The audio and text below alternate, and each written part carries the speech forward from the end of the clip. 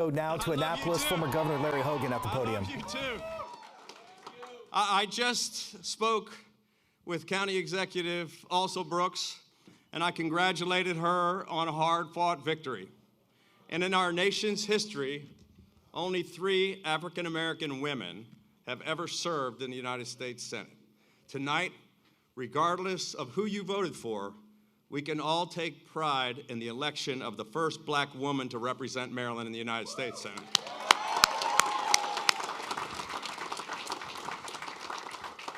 As governor, I had the privilege of working closely with Angela.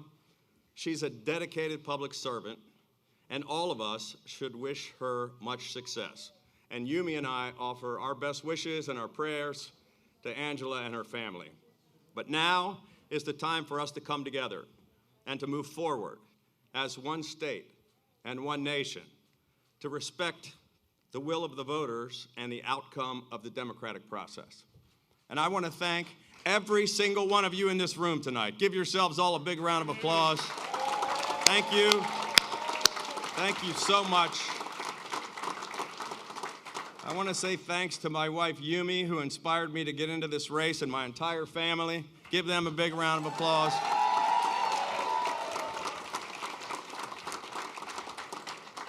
I stepped up to run because I was concerned about what kind of a future we would be leaving for all of our kids and grandkids. And for me, the greatest title wasn't governor or senator, it's dad and pop-pop. I also want to thank our incredible campaign staff. Please give them a round of applause. They did an amazing job. And the thousands of volunteers all across the state who worked their butts off. You know, some campaigns drag on for years, but this one was a 9-month sprint.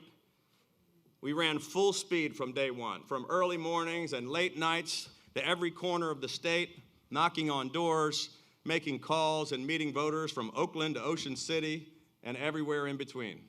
And we built a broad coalition of Republicans, Democrats, and independents, and we brought together first responders, police, veterans, longshoremen, teachers, small business owners, young people and retirees, and hardworking families all across this state.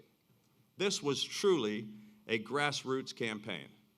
And most of all, I want to thank my fellow Marylanders, especially all those in deep blue Maryland who were willing to put country over party and split their tickets.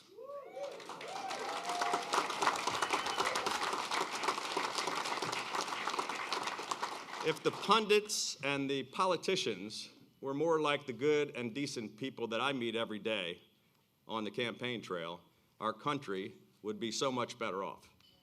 We got into this race for the right reasons, to fix the broken politics and to put our country on the right track.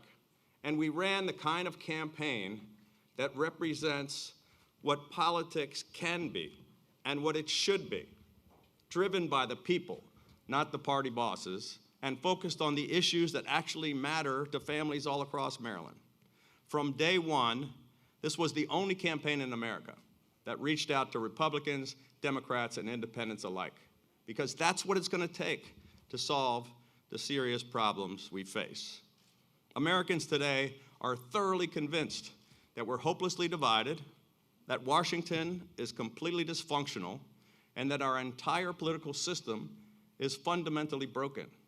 The voices of the exhausted majority are ignored in deference to the demands of the loudest and angriest few who seem hell-bent on tearing America apart. No matter what happens in this election, we as a country must move beyond talking only with those we agree with, and we need to stop dismissing or even hating those we disagree with. We have got to find a way to come together, to listen, and to believe in each other once again.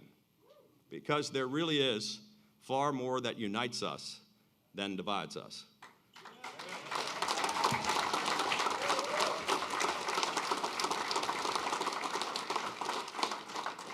While tonight did not bring the outcome we had hoped for, we can all hold our heads high. I can tell you, we left it all on the field, and I'm so damn proud of the effort. Thank you all.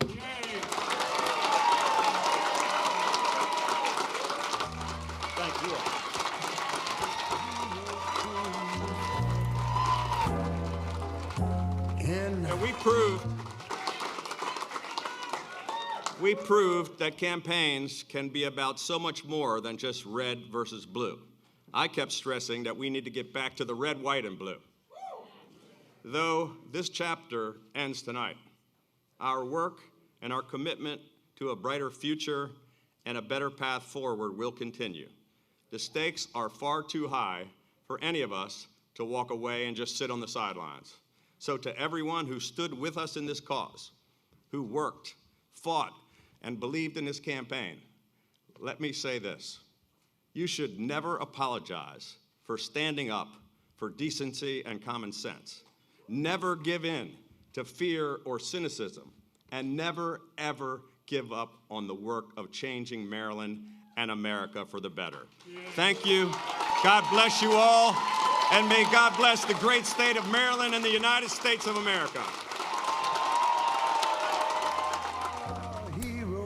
And that was a former Governor Larry Hogan, who was giving his concession speech, getting choked up there, hugging his daughters, his wife, Ayumi, and really so gracious in his words in saying that no matter what happened, there's such pride in sending the first black woman to serve in Maryland's Senate, and that he wished Angela also Brooks much success, and that now was the time to get together and respect the voters.